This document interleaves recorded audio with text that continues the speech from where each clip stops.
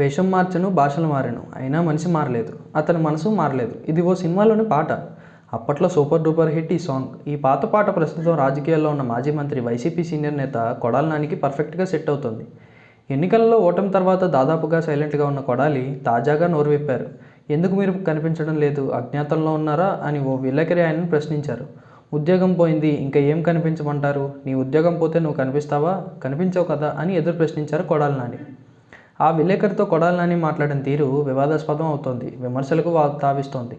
ఉద్యోగం ఊడిపీకని కొడాలి నానికి బుద్ధి రాలేదని కామెంట్స్ వినిపిస్తున్నాయి. ఆయన భాష, వేషంలో ఎలాంటి మార్పు రాలేదు అనే పదాలు, అదే బూతు పంచాంగం.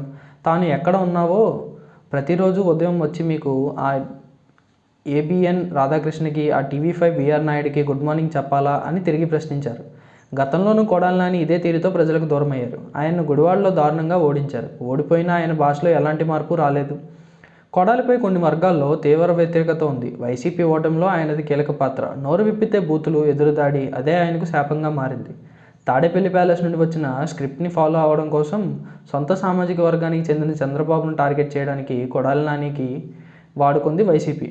ఇదే కొడాలి నాని గుడివాడకు దూరం చేసింది. ఓటమి తర్వాత కూడా కొడాలి నాని అదే బూతులు, అదే పదాలను నమ్ముకున్నట్లు కనిపిస్తుంది. ఈ భాషా వేషం జనాల్లో అసంతృప్తి, అసహనం పెంచింది. జగన్ ఇలాంటి రౌడీ మొక్కను పెంచి పోషిస్తున్నారనే ప్రచారం జరిగింది.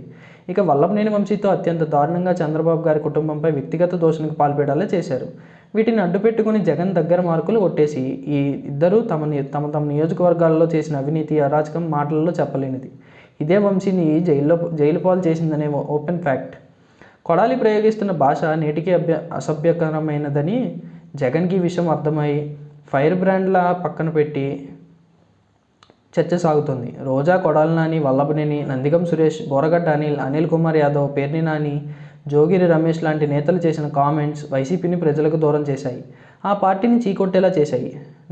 నెలన్నరగా వ్యూహం మార్చిన జగన్ వీరి స్థానంలో కొత్త వారికి ఛాన్స్ ఇవ్వడానికి ప్రయత్నం చేస్తున్నారనే ప్రచారం జరుగుతోంది. కానీ అది అబద్ధమని తేలిపోయింది. జగన్ మారని కొడాలి, పేర్ని, రోజాతో మరోసారి అదే భాష, అదే తీరుతో 2.0గా ముందుకు రావడానికి సన్నద్ధమవుతున్నారని అర్థమవుతుంది. సీన్ ఇలానే ఉంటే 2029లో కూడా జగన్కి ఆశాభంగం తప్పదని హెచ్చరిస్తున్నాయి రాజకీయ పరిశీలకులు. మరోవైపు వల్లభనేని వంశీ, ఆయన అనుచరులు అరాచకాలు, చీకటి బాగోతాలు ఒక్కొక్కటిగా వెలుగులోకి వస్తున్నాయి. గన్నవరం కేంద్రంగా వల్లభనేని వంశీ చేయని దందా లేదు. తనకు నచ్చిందంటే వాళ్ళు గన్నవరంలో ఉండకూడదనేది వంశీ రూల్. వంశీ అనుచరులు సైతం ఆయన కనుసైగ మీద పనిచేసేవాళ్లే. ఎవరికైనా దాడులకు వెళ్ళేవాళ్ళు. వంశీని విమర్శించే నేతలు ఇల్లు కూల్చి ప్రతీకారం తీర్చుకునేవాళ్ళు. ఇప్పుడు వంశీని పోలీసులు అరెస్ట్ చేయడంతో బాధితులు ఒక్కొక్కరిగా బయటకు వస్తున్నారు. గన్నవరంలో వంశీ బాధితులు వందలాది మంది ఉన్నారు. దాదాపు 200 మందిపై వంశీ కక్షగట్టి కేసులు పెట్టించారు. వంశీ గ్యాంగ్ ఆగడాలతో ప్రజలు కూడా ఎప్పుడు ఏం జరుగుతుందో అనే ఆందోళనలో ఉండేవారు. అధికారులు సైతం వంశీ మాటనే వేదంగా భావించేవారు. దీంతో వంశీకి అడ్డు అదుపు లేకుండా పోయింది. వంశీ బాధితుల్లో వెదురుపావులూరుకి చెందిన బాదనబోయిన సుకన్య ఒకరు. 2021లో వంశీ, అతని అనుచరులు కొండ ప్రాంతంలో పేదల ఇళ్లు తొలగించి అక్రమంగా మట్టి తవ్వి లారీల్లో తరలిస్తుంటే సుకన్య అడ్డగించారు. దీంతో సుకన్యను వంశీ అనుచరులు మేచినేని బాబీ, కైలే శివకుమార్ తీవ్రంగా వేధించారు. తవ్వకాలకు అడ్డుపడిందనే కారణంతో తప్పుడు కేసులు బనాయించారు. ప్రభుత్వ అధికారులను దుర్భాషలాడిందని, లారీలపై పెట్రోల్ పోసి నిప్పంటించిందంటూ కేసులు పెట్టారు. తన 2 సెంట్ల ఇల్లు ప్రహరీని ప్రొక్లైన్తో కూల్చేశారు. కాసర్నేని రంగబాబు, ఈయన కూడా వంశీ బాధితుల్లో ఒకరు. గన్నవరంకు చెందిన రంగబాబు 2024లో యోగలం పాదయాత్రలో వైసీపీ నుంచి టీడీపీలో చేరారు. పలువురు వైసీపీ నేతలు టీడీపీలో చేరతామంటే తన వంతు సహాయం చేశారు. అయితే దీన్ని సహించని వంశీ రంగబాబుపై కిరాయి గుండాలతో దాడి చేయించారు. ఓ పథకం ప్రకారం పొలం దగ్గరకు పిలిచి దాడి చేశారు. దొంతు చిన్న, తెలుగుదేశం పార్టీకి చెందిన బీసీ నాయకుడు. ఈయన్ను కూడా వంశీ తీవ్రంగా వేధించారు. చంద్రబాబు, లోకేష్పై విమర్శలు రాజకీయంగా ఉండాలని వంశీకి సూచించారు.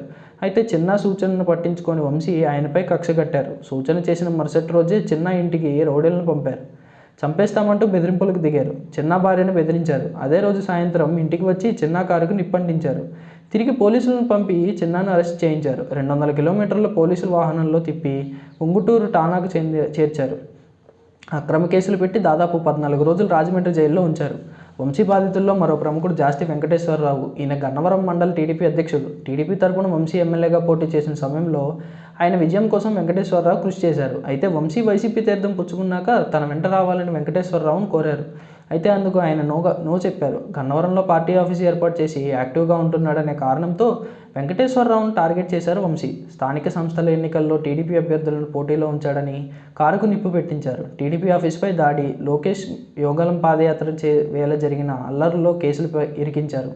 వెంకటేశ్వరరావు భూమిని లాక్కున్నారు.